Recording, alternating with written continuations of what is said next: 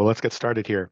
Well, good morning, everybody. I just want to welcome you today to our webinar, Supply Chain and Third-Party Cyber Risk. We're going to explore how you can build up cyber resilience to help your organization stay secure and ensure that your organization stays up and running if there's a cyber incident. My name is Rob Schenk. I'm with Intelligent Technical Solutions. Here at ITS, we specialize in helping small and medium-sized businesses thrive by managing and securing their technology. So we help clients do their best work without having to worry about the underlying technology and security. So a few housekeeping notes. This webinar will go about 35 to 40 minutes or so. We'll be able to stick around for some questions. The webinar will be recorded. If you'd like to review some of the information later at your convenience or share this with some colleagues, we're happy to take questions during the webinar. So please feel free to use the Q&A box and submit your questions there, and we'll be tracking those, and we'll make sure that we get to those during the webinar. And we'd love to make this as collaborative as possible, so please feel free to chime in. All righty, so let's move on here. Want to welcome our special guests today. Let's see here. You're going to notice a QR code in the lower right corner of the screen. That's going to lead to a special offer for attendees of the webinar. So if you need to happen to leave early or something, you might want to take a picture of that and scan it for later. But for today's discussion, I'd love to welcome our special guests. I got Sean Harris. He oversees the cybersecurity department for ITS, managing our Security Operations Center and client governance, risk, and compliance. Sean is distinguished by his triple credentials of CISSP and PMP and MBA, which complement his 20 years in the field. I'd also like to welcome Patrick Curtin. He's got over 30 years of experience in the tech sector, 20 of those years being in cybersecurity with extensive experience as an enterprise SOC manager. So I want to welcome you both. Thank you. Great to be here. All right, so let's talk about just a brief overview of what we're going to be talking about today. Some really important options and topics for discussion today. So if you've been following the news and stuff over the past month or two, it's been super busy in the cybersecurity realm. We've seen some really multiple high-profile cyber events, Ticketmaster, CDK, the CrowdStrike IT outage. We're going to review those, and we're also going to discuss how companies can, vet third-party vendors through a security lens. We'll want to review some steps that companies can take to kind of button down the hatches of your business so you can build some cyber resilience, and how important it is to choose carefully the security partners that you wish to partner with to ensure that your company is as protected as possible. So let's go a brief overview of just some events that have happened recently. CDK, this is something I was kind of pretty intimately involved with. We work with a series of auto dealerships. CDK, if you're not familiar, is the main line of business application that's used across many dealerships across the country. Basically, if you think about the constellation of auto dealerships, is roughly about 30,000 of them nationwide. 15,000 of them use CDK for their day-to-day business. A ransomware event happened just before the 4th of July. And that basically kind of brought down 15,000 dealerships. They were relegated back to pen and paper. Actually, CDK actually got hit. They were trying to do a restoration process, and then they got popped again by the threat actors. And this is estimated to cost almost $1 billion in revenue. This happened just before the 4th of July weekend, which is a super busy time for auto dealers. There's also kind of a lot of regulatory implications here. We're not sure yet at this point if customer data was sucked out or exfiltrated from CDK servers. Once that is determined, whether or not it has happened, if it has happened, then I think the severity of the situation is going to really kind of skyrocket. There's going to be a lot of lawsuits. Actually, lawsuits have already started. Some customers have already sued some dealerships. Dealerships are now looking and doing some class action lawsuits against CDK, pending final determination if client information was in fact exfiltrated. So a lot of impact here. And a lot of dealers are now scrambling to improve their cybersecurity. This is an industry that has typically been quite underinvested in their cyber. I guess maybe I'll kind of turn over to Pat if you want to add some color to what your background and experience has been, and maybe you can speak to this a little bit more. Sure. I've been looking at cyber incidents and been involved in supporting response to cyber incidents for a long time. And this CDK one here is pretty bad in terms of the impact that it had on a lot of people, disrupted a lot of activity, significant financial activity, and it was so avoidable. CDK was not in a good defensive posture. They had been hacked before. I think they would have known better, but it really bit them here. And unfortunately, we see a lot of this. We see a lot of organizations who've just not taken the right steps. Now, this is a big organization, had a lot of resources, not much of an excuse. It's harder for small and medium business, but that's where folks like ITS come along and are positioned to help and to prevent this kind of fiasco. Okay. Sean, want to chime in? Yeah, I mean, it's interesting that not many people heard of CDK before it came out, except for those like us who service those dealerships, right? We do IT for them. But it hit the news, and there are these niche line of business providers out there that are it's almost like they've gotten a corner on the market, and therefore they don't have to abide by some of the security rules that are out there, or they're getting by with what they shouldn't get by with. And so I think, while it's very bad, it's not a good thing that this happened. It is putting a light to it, which is good for the industry. I have a brother-in-law who is a sales manager at a local large dealership, and I called him during that week. And I caught him on an 18-hour day where he had spent most of the day doing manual entry. He said he was going to be doing that most of the week, trying to catch up. It was a big deal. And I asked him, well, will this change your feelings around IR preparedness? And he said, why would I need to do that? I just went through it. I just did. And I went, unfortunately, the drill of doing it in the heat of the battle is not the same as preparing ahead of time. And we talked it through, and he kind of started changing his mind. But, notoriously dealerships are their sales, they get things done, right? They're not looking at anything that they don't have to address. But so these tend to be wake-up calls, and that was a big one, big wake-up call. For sure. So you've noticed some difference in his behavior between kind of pre and post? Like, maybe you can describe that a little bit. Yeah. So I think, his team now, talking to him, is now, they're looking at some of the things that they had used to kind of check the boxes prior, providers that maybe gave them some ideas of what to do, but it didn't necessarily mean that they did it. It's kind of like going to your doctor and your doctor telling you, yeah, we know your blood pressure is high. Here are the things you need to do. And you make mental note of that. You even make a note that you're going to do it, but you never actually do any of it. That's kind of, what they're finding is that, it doesn't matter until your doctor then tells you, hey, you're cutting your life short. Like the next time you go back in, right? And in this case, it didn't matter to them until they actually had to dust those things off, put those things in practice. So, I think, again, life starts again, right? After an incident, things start moving fast. And so it's critical for those teams. And I've been, just as my brother-in-law, I want to see him to have good quality of life, right? He's not even a client of ours, right? I'm just like, hey, while it's still painful, get everybody to go through this and fix these things now, or else, it'll be the next time that you'll do it, the next incident. Yeah. So there's also been another incident that's happened recently is around Ticketmaster. So Ticketmaster, this actually affected, amazingly, 560 million consumers.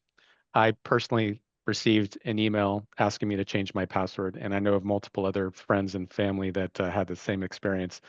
Patrick, maybe you can talk a little bit about this particular incident. Sure. So, everyone's heard of Ticketmaster.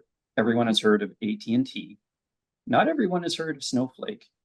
But this huge breach, possibly the largest breach in history, if not, it's right up there, but it might be. This breach involved Snowflake getting breached. And Snowflake has thousands of customers. 165 of those clients, including Ticketmaster and AT&T, got hacked from Snowflake. So basically, there was a breach of Snowflake, and threat actors moving around within Snowflake were able to get credentials for Ticketmaster and AT&T's Snowflake instance, and they were able to go in like literally from within. So Ticketmaster and AT&T lost huge amounts of data through Snowflake. I also got an email related to the Ticketmaster one. So basically, almost every American, lost data in this one, or at least half. So, and that's just those two companies. There were 163 others. Now, Snowflake had good security practices in place, but they had some weaknesses. And so they're not like CDK. They were doing a lot of the right things, but not doing enough of the right things. And this one was just within the last 6 weeks, right? So the stories just keep coming out. Yep, for sure. And then you had the CrowdStrike situation. So if you've been listening to the news over the past couple of weeks, you likely heard about this major global IT outage that affected critical industries, affected travel, finance, healthcare.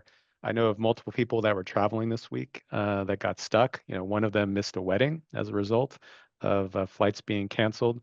So this is the kind of thing where a cyber incident, a major incident, can really affect individual people's lives. So the genesis of this particular one actually wasn't cyber attack. This was actually more of a process-related issue where CrowdStrike, maybe want to go into that, Patrick, and kind of describe what happened here. Yeah. Yeah. So again, this is related to a supply chain or a supplier, a software vendor, creating a huge problem. But there is no cyber threat actor here. CrowdStrike is a cybersecurity company, a very successful one, and they pushed an update that locked up a family of systems. So, a lot of computers weren't infected by this, but if you were running Windows and CrowdStrike, you were getting locked up. So they locked up 8.5 million systems. And in certain organizations, this made those organizations ground to a halt. So literally Delta, probably the worst example, they lost 7,000 flights, 170,000 people impacted, huge financial impact. Hospitals were hit here. It was across the board because CrowdStrike has a huge install base, and it's all because they pushed an update that caused a crash, what we call the BSOD, blue screen of death, what you see on the left. That was visible in airport terminals, and it was entirely preventable. Like Rob said, it was a process thing. It should not have happened. It was caused by a mistake, and in fact, there should have been multiple fail-safes to prevent it, and that didn't happen. But this again provides us with some hints about what to ask about when we want to try and ensure it doesn't happen to us. Yeah, Sean, you want to chime in? Yeah, I was just reviewing that their CEO just at a big conference took the Pony Most Epic Fail Award for that. It was a big security conference, and it actually showed their transparency and willingness to figure out how to not have that happen again. Yeah, I mean, I think it's just interesting how this one thing can affect so many computers, and it woke people up for that. And I had quite a few individuals coming to me in my personal life and professional life saying, what was wrong with Windows? And there were, anybody on LinkedIn or social media, that you'd see pictures of people in a whole, like in a conference room, 20 people, and they all have their laptops turned towards the person taking the picture, and they're all blue screened at the same exact time. Like, imagine that hitting your organization, where every single person is rendered not able to use their computer, including the IT people who are supposed to fix the problems, right? That's a horrible thing to think of. And those IT people had to use a cell phone or something to look up what's happening, and then figure out how to fix their own computers, and then kind of go through and figure out how to touch each of those. I know at first it was something where you had to go and actually physically, or you had to interface with each computer. It wasn't an automated thing that can happen. Later, they released an automated thing, but it's just really interesting to think through as you're thinking through what could happen to you in an incident, right? Well, what could happen to a third party in an incident? And kind of thinking through, well, what do we do in those scenarios?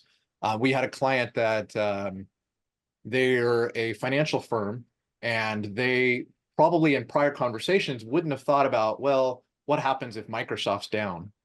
But because of this, they were more open to that conversation. Specifically, Charles Shaw, one of the trading platforms, right? They actually also Schwab, went you mean?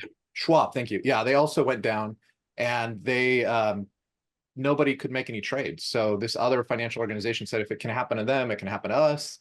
We now need to think of some secondary things to do. And in this case, it wasn't a huge thing that they had to do. They didn't set up a whole parallel system or anything. They just went, okay, these most critical things we need to have available in case this thing happens. And so it was an interesting, yeah, definitely that one. Who knew that CrowdStrike was on so many devices in the world? It's an interesting thing. Yeah, I think it also kind of shows the fragility of the, our ecosystem, our digital ecosystem, and then this again was a process thing. It wasn't actually a cyber incident. What if this had been a cyber incident? Like that's a whole different level of potential impact. Yeah, I mean, it's actually better to have a scapegoat if you can. I mean, to actually be able to blame, okay, it was these bad actors trying to make our things break. It was a gremlin in the machine, but sometimes it's not. Sometimes it's just everybody's best effort still results in this downtime. So yeah. So, we've had these events. We've discussed some of the, the risks and vulnerabilities that business leaders need to be thinking about. Like, let's talk about how we should be vetting and ensuring that our line of business vendors are secure. What are their backup strategies? Sean, can you kind of review some of the important steps that companies need to be thinking about as they select the partners that they work with to avoid disruptions as much as possible? yeah, no, I'm compliance in general is not a sexy topic. And of that topic, vetting your vendors is even less sexy. So it's one of those things that you got to do, right? But it takes a lot of effort. So you're asking your vendors to, or putting your vendors through the same ringer that you should be putting yourself through. So sometimes organizations first have to shore up their own stuff, which we're going to talk about a little bit later, but it's essentially the same kind of idea. So this slide here, if you see, there are some guidelines that are published out there, so you don't have to start from scratch. You can use these different frameworks. You can look for different auditor reports that they might have. SOC 2 is a very common one, or ISO 27001. These are a framework is just basically a very structured set of controls that you're seeing if they meet those controls or not. And that way it will cover a lot of different things. We talk about the standardized information gathering form. So that's a form that you can have the vendor fill out. These would all be part of a vendor management program. So generally speaking, you want to vet them when they come on board, and then you want to vet them in some kind of regular cadence. Some things to look for though. So there's some red flags, right? So if you're unclear of their business model, that's a red flag. We see this less with the large vetting, let's say Microsoft as a vendor, as opposed to some random app that maybe promises to do something for you. I'll use the example of Calendly, which is an app that you can use a free version of it that will help schedule things for you. Very legitimate application, right? There's different versions of that out there. And as you use it, you're allowing it certain permissions into your tenant, your Microsoft tenant or your Google, whatever you connect it to. And so you kind of want to understand, well, if they're not charging me anything, what are they getting from this relationship? And that's an important thing to kind of peel back to see. A lot of times this has gotten better out there, but excessive permissions, when they do ask for those permissions, hey, you really should just have to be able to read my calendar. You don't need to also read every single person in my organization, all my data. And that's kind of a hard one to do, but that's important for someone that's knowledgeable to look at those permissions before permitting it. I think lack of transparency is one, just not understanding who owns that organization. No certifications, those certifications aren't the end all for sure. And then just do they follow due diligence of, do they have an online presence that looks like they've been here for a while? Do all those things that you might do for a new employee. You might do those backgrounds on someone there too, right? Make sure that they are who you think they are. Again, you don't have to do that as much for the larger organizations, but you should still do it because you do need to vet what's happening with them. And you also need to look under the hood of what technologies they're relying upon. For example, if you're trying to figure out what do we do if Microsoft goes down, like the financial firm I mentioned earlier, that we were looking at, what are the alternatives? You then need to figure out which vendors all rely on Microsoft also. Because if they go down, then whatever you picked there is also going to go down. So that's part of kind of looking at the layers there. Okay. Pat, anything you'd like to add?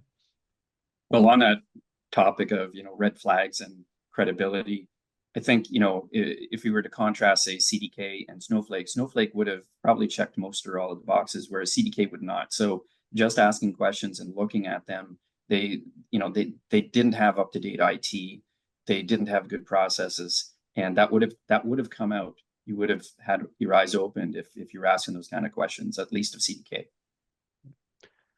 So given the CrowdStrike scenario, which I guess wasn't a security breach per se, but rather more of an update process issue, Pat, can you maybe give some suggestions to folks about how they can avoid this type of disruption for their own business? What are some questions that they should be asking? Sure. Yeah, as you noted, it's a different beast, and you have to really think about how companies are working internally, and it's okay to ask these questions. There's a handful of them that come to mind, and it's really to do with these third parties we're talking about. They're all software companies, or they're running software. So the questions are really related to software development and testing. So the CrowdStrike fail was really to do with, they made a mistake, but that mistake should not have made it through testing. So what kind of testing questions should you ask? Well, so I've got a few here. What is your test methodology? What battery of tests do they get run through? There's, for standard software development, there's several different stages of testing that things should go through. And then there's the breadth of the testing. What operating systems do you actually test on? And you should see a range of operating systems and versions. What is your deployment strategy? Okay, when you roll things out, is it all at once or is it staged? And CrowdStrike actually had a few different deployment strategies, but the failure happened in their rapid response release process. This is one they use for updating threat actor information. It's an important one. You do want it to happen fast, but it still needs to be staged. It is, and they were doing it all at once. So a better kind of approach, like what we do at Field Effect with our own product, we eat our own dog food first. We deploy internally. It doesn't hit a single client until it's been through the ringer with us. We're going to cause a problem for us before we cause a problem for anyone else. Then we go to early adopters, companies that are perfectly willing to take the latest and greatest faster. There are some folks like that, and then more broadly to everyone else. And even there, it's staged, right? So it's definitely not all at once. And finally, what is your rollback approach? Because mistakes do happen. So again, there should be a number of fail safes, but your final fail safe should be when your software causes a crash, what does it do on reboot? Okay, it shouldn't cause another crash. It should disengage. It should be intelligent, recognize what happened through the crash codes, and basically pull back so it doesn't put the clients into that loop that we saw CrowdStrike do. So it's this is not the kind of stuff you're going to see on a web page generally. You're going to have to ask, but it's okay to ask. And you talk about red flags. If like companies right now, in response to CrowdStrike, are getting their stories straight around this, and if they don't have an answer there, that actually is in itself a bit of a red flag. Yeah. And how often should this process be occurring? Is this what's the cadence of is it like annual review or? I think it's probably annual. Those audits that we read about are annual. People might not, sometimes you're signing up for a 2 or 3 year license. It might be synchronized with that, but there won't be a lot of changes to this kind of thing. But it's, it doesn't hurt to ask, what changed since last year? Anything? What can you tell me? If the company cares about you, they will have put some thought into this, and they'll have answers. Okay, so we've gone through questions that we should be asking of our vendors, new and existing ones, to make sure that they're doing the right things. And then Pat, I guess for next steps, what are next steps that businesses should be taking? How are they paint the picture of the road to cyber resilience? What does that look like? Right. This is like my favorite topic. So I won't drone on and on about it, but I'll hit the highlights here. And first of all, what do I mean by cyber resilience? Well, I mean, it's the ability to take a punch. Far too often, we see organizations being disrupted by ransomware where a single employee made a single mistake. And okay, Maybe it should be a bad day for that person, but should it be a bad day for the whole organization? No, but unfortunately, often it is. There's all kinds of examples of this on a daily and weekly basis. So the way to prevent it from becoming a big thing is really a multi-pronged approach. There's no one single pill you can swallow, but I put it down to these 4 bullets. We'll go into each in a little bit of detail, but basically best practices, there are design things you can do with your networks to make yourself more resilient. Preparedness. This is, there's a series of things we can do for employees and the organization to make us more resilient. Risk management. We can look at our own IT estate on an ongoing basis and figure out what's good and what isn't. And then finally, 24/7 threat detection and blocking. So I'll mention a bit more about each one of these. If we can get the next slide, I'll go into best practices. Right. So very quickly, one of the most important ones is MFA, multi-factor authentication. That's that idea. When you log in with a password, you have to do a second thing.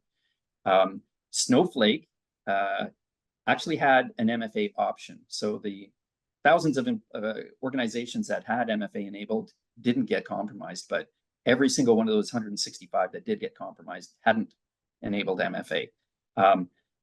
Really important because when credentials are stolen, and this is happening a lot, MFA will prevent the threat actor from being able to log in.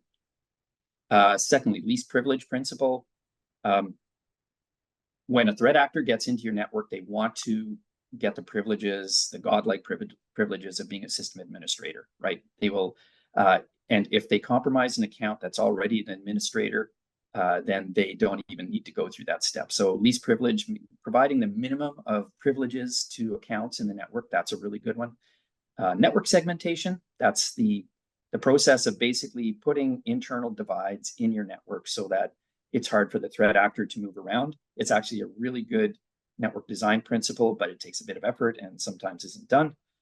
And immutable backups. So worst comes to worst, threat actor comes in and locks you up. Having an offline backup is what you rebuild from. And if you don't have that and you're ransomwared, certainly small, medium businesses are at existential risk at that point. Okay, so those are all best practices. On the preparedness side, and Rob's going to speak to this a bit more in a few minutes, but there's really 2 main areas. One, there's the employees, which, in general, we tend to think about employees as the largest risk in an organization or the weak link, but we need to switch that paradigm so that they actually become the first line of defense, so that they recognize, suspicious emails, so that they know they're being pressured in an email to do some kind of financial transaction quickly when it's not legitimate, but made to look legitimate, right? So training for employees is really important. And then there's for the organization writ large, for the leadership and for the technical teams and so on, it's being ready for an incident. It's training, it's getting assessed, like third-party assessments, how are we? These are all things that ITS does, and Rob's going to speak to this in a few moments. So then the last 2 things I'm going to mention are really to do with different aspects of visibility. Okay, so in cybersecurity, we believe that, or certainly Field Effect believes that you can't defend what you can't see. So it's about knowing what you have, knowing how it's configured, know if it's configured correctly or if it's properly patched, and then what's going on with threats. So on the first, risk management, you want to be continuously looking at yourself and finding out what systems aren't patched. Okay, that's really important. Systems that aren't being updated, aren't getting security patches for known problems.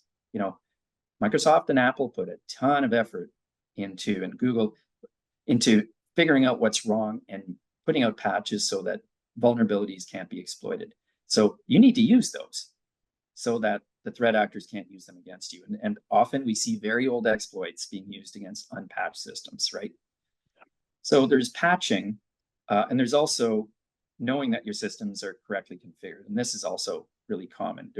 All the time we see internet exposed services that are easily exploited by threat actors. And you can find out about them. You know, it's possible for you to see this in advance and do something about it before the threat actor gets it. So this is all about shrinking your threat surface so that the threat actor has as little as possible to go at you on. And then the other side is when the threat actor does decide to go after you, you want to be able to see it and you want to be able to block it. Okay, so you can't block it if you can't see it, right? So first thing is seeing it, being aware of it, so that you can do something about it. And threat actors, they have so many novel ways of getting in your networks, but once they get in, they do the same things. Okay, it's a very well-known playbook because they don't know anything about your network. They're going to look around, they're going to establish persistence, they're going to elevate privileges, they're going to start sucking down data.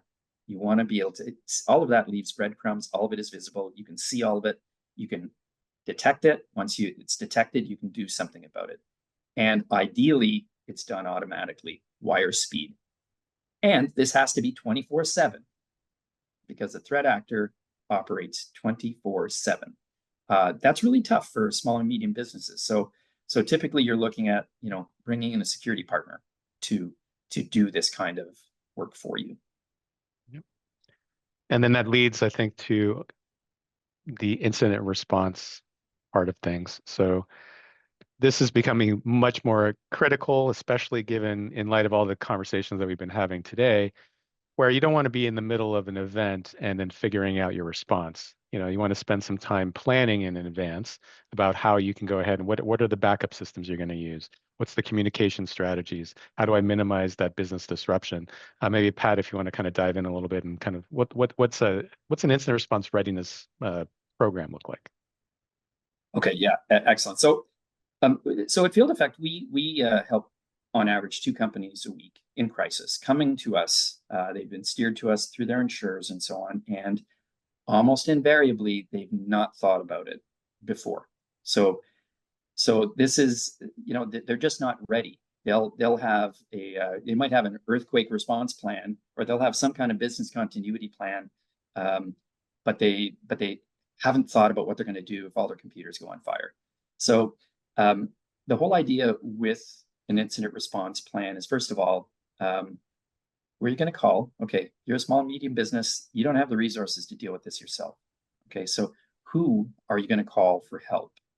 For a small business, your IR plan might be just knowing what the equivalent to 911 is. Okay, you know, a medium enterprise, you're probably going to want to go much more in detail, have a playbook. Okay, you're going to have roles and responsibilities outlined in there. Okay, you're going to know who's responsible for powering systems down, who's responsible for doing some initial analysis and fact gathering, who's going to be communications is so important, right? It's because your employees are going to be in the dark, maybe, like, especially if the way you communicate with them is on the platform that has just been taken out. You know, we do a lot on if in my company, if Teams and Outlook goes down, we've lost 95% of how we communicate with each other, right? So you have to have other things in place. And it's not just the employees you have to communicate with. You know, you have to communicate with each other, but you also have to communicate with your customers, right? CrowdStrike took 8 hours to get a message out that it wasn't actually a cyber threat attack or a cyber attack, right? It was an internal problem. You want to get the word out as quickly as possible so that people know what's going on. And so it's really several parts coming together so that you're ready. You're ready to staunch the bleeding, right? Stop things from getting worse. You're ready to figure out what's going on or who's going to help you figure out what's going on, and then you're going to figure out your plan to get back on your feet, right? Which might involve rebuilding your whole network. Again, you might need help, so you need to think these things through. Who are the decision makers? Who's making the call, right? And who's being told what? This is all part of the plan. Sean, what would you like to add? I remember a quote: preparation through education is less costly than learning through tragedy.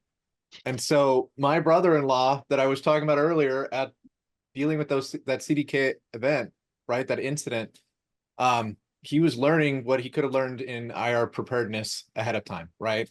And so I think, you know, just as if a fire started in your building, you wouldn't want to be learning the exit paths at that at that time, right? Same thing with your IR plans for your business. So I think that there's a lot of things that a business needs to do around compliance, which includes vetting their third parties and figuring out what their incident response plans are too. What are they going to do? How do they communicate to you? But if you haven't put your own mask on first and gotten that figured out for yourself, that's definitely the place to start. So. Yep. So if you'd like to fast track that incident response conversation, we're here to help. You can feel free to drop us an email at secure@its.asap. You can also go ahead and scan that QR code in the slide there, and then we'll obviously be in touch. Cybersecurity is vital to your business operations, and we will want to make sure that you're properly protected and have a plan in place. So I guess with that, we'll go ahead and transition over to some questions. We have a couple of questions that have come in, so let me get those going here. So a question is opening this up to either of you. What would you do if you start to vet a vendor and the answers that they're providing aren't sufficient or good enough? Who wants to take that? Sure. So, this right away is a red flag, as Sean was mentioning, right? If they're not being forthcoming, they're being evasive, or if the answers are bad, that should make your spidey senses tingle. Now, it doesn't mean you stop, right? But I would suggest it means you ask for clarification, and I tell you, first of all, most of the kinds of questions people are going to ask, established companies are ready to answer them. Some of what just happened with CrowdStrike, leading, questions about software, design and testing and deployment. These are newer questions, but everyone's starting to get them and answering them. So if there's reticence or if there's a hesitation from the company, I think you ask again. And then if it's still the case, you might want to consider other options because it smells like a business risk. Yeah. All righty. Thanks for. I just want to add one thing to that. I think also when you're first onboarding a new vendor or new organization, it can kind of help you feel out how the relationship will be in general, because sometimes it's not even that they're meaning to be evasive. They're just maybe too stretched and too busy, right? And so that also can be something that bad actors can take advantage of. And so I think it's definitely an important thing. I think it was harder, especially with larger organizations a few years back, but with all the things that are in the news, you really should get someone that's very attentive, and they should be able to offer you either a SOC report, right, or something that will help assuage your fears, like help with them. So, okay. Another question came in. I work with several different vendors right now. Where do I even start with evaluating these vendors? I can so I get the same thing when we're looking at risks, right, for an organization. And so we make a risk register and we look at the likelihood and the impact of those risks. And then we have a limited budget. So we have to, working with the organization, right, we have to determine which things are the highest risk for them that we should address, the most likely to happen. I think it's the same thing with your vendors too. If you have to start anywhere, start with the vendors that are going to be most impactful to you, and then weigh that out with the most likely to have something that might happen. And so I can tell you that with Microsoft blue screening because of CrowdStrike, where they went down, some of those conversations that we had just a few months ago where people said, well, the likelihood of Microsoft is very low, that's now gone quite a bit up. So we're having conversations about Microsoft now.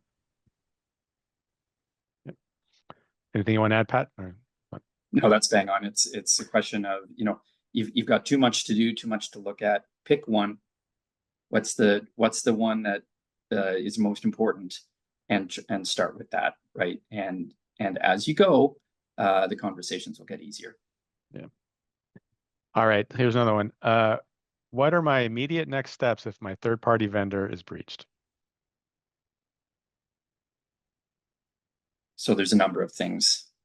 First of all, establishing communication with them, because they should be providing guidance in terms of what they've seen and what you can do about it.